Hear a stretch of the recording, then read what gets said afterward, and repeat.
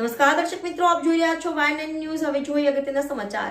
નર્મદા જિલ્લાના ભાવપુરા રસ્તા ઉપર ગેરકાયદેસર માટીનું ખનન। આજરોજ નર્મદા જિલ્લામાં આવેલું કુબેર ભંડારી રોડ ઉપર બુજેઠા ગામથી ભાવપુરા રસ્તા ઉપર માટીનું ખનન થતાં ગ્રામજનો દ્વારા રોકવામાં આવ્યું। સરપંચ અને તલાટી દ્વારા ગેરકાયદેસર માટી વેચાણ કરવામાં આવી રહ્યું છે, જે ગ્રામજનોને જાણ થતાં ઘટના સ્થળે જઈને કામ રોકતા જીસીબીના ડ્રાઈવર દ્વારા ગ્રામજનો પર હુમલો કરવામાં આવ્યો। ઘટના સ્થળે નર્મદા જિલ્લા પોલીસ તેમજ મામલતદાર શ્રી તેમજ ખાન ખનીજ વિભાગના અધિકારીઓ આવી પહોંચ્યા હતા। આ અધિકારીઓ શું કાર્યવાહી કરે તે જોવાનું રહ્યું।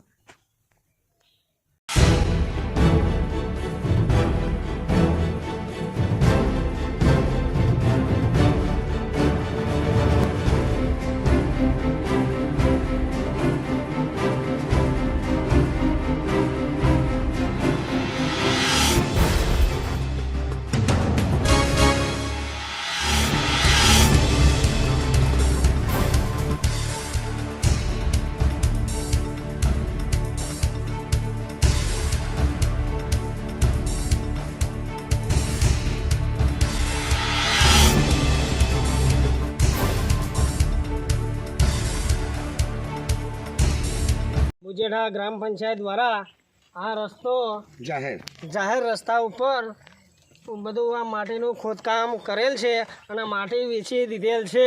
કોન્ટ્રાક્ટરને બારોબાર સરપંચ સાહેબ વેચી દે છે। આ જવાનો રસ્તો છે, આ જાહેર રસ્તો છે ભાવપુરા જવાનો, બરાબર। આ કઈ દેશે પબ્લિક પંચાયતમાં ઠરાવ કરેલો કરેલો નથી, ગામજનોને જાણ બહાર કરેલી। સરપંચ સાહેબ છે, તમે પૂછી શકો છો કે ઠરાવ આપેલો છે ભાઈ સાહેબ। જીસીબી વાળાએ આમાં જો ખેતરના માલિક ઉપર હુમલો કર્યો છે। કાયદેસર ખોદાણ થયું હતું તો અત્યાર સુધી એમને ભાઈ તમે પરવાનગી આપેલી છે? કોન્ટ્રાક્ટર નું કામ છે નહેર પૂરવાનું, એ બહારથી માટી વેચાતી લાવવાની હોય છે, તો આ ભાઈ ગ્રામજનોને પૂછ્યા વગર જાણ કર્યા વગર રસ્તા ખોદી નાખે છે।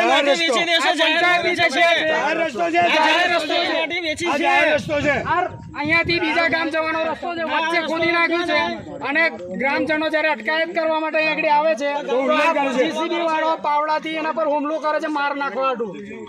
અને સરપંચ સાહેબ એને કોઈ પરવાનગી આપેલી નહીં ને હજુ આવા કઈ જવાબ નથી આપતા। કાયદેસરની કાર્યવાહી થવી જોઈએ। સરપંચ સાહેબ, હવે તમારે શું કેવું છે? તો કયા કારણસર આપી છે માટી?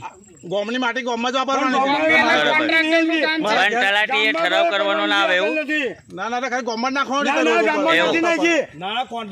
કોન્ટ્રાક્ટરને વેચેલી છે, એમનો કોન્ટ્રાક્ટ તમારો છે, કોન્ટ્રાક્ટ તમારો વેચાણ કરેલું છે માટી। કોન્ટ્રાક્ટરનું કામ છે, કોઈની પરવાનગી છે નહીં, કોઈ છતાં ખોદે છે। સરપંચ ભાઈ અંદર કહી છે ને કોઈ પરમિશન લેવા આવ્યા નહીં ને આપી નહીં, અને જોડે જોડે પાછળ ફરે જ છે એ સરપંચ સાથે। પરમિશન આલી હોય તો જોવા જવાનું। તમે એને કહેવાના, મને કહેવાના સરપંચ તમે શું જોયું? એ બધું એ ભાઈને જોવા જવું છે। રસ્તા બને છે તો પૈસા મળે છે એટલે પાછળ જોવા જાય છે।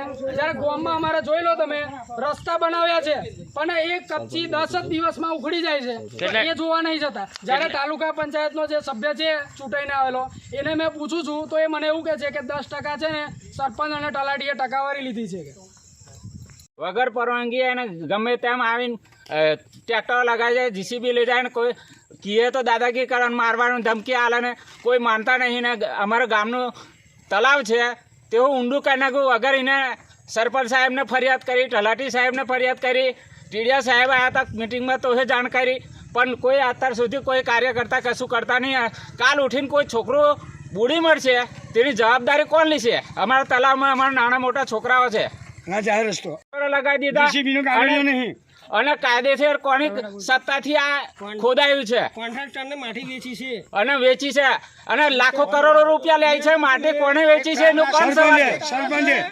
અને સરપંચ Subscribe now and press the bell icon. Never miss an update.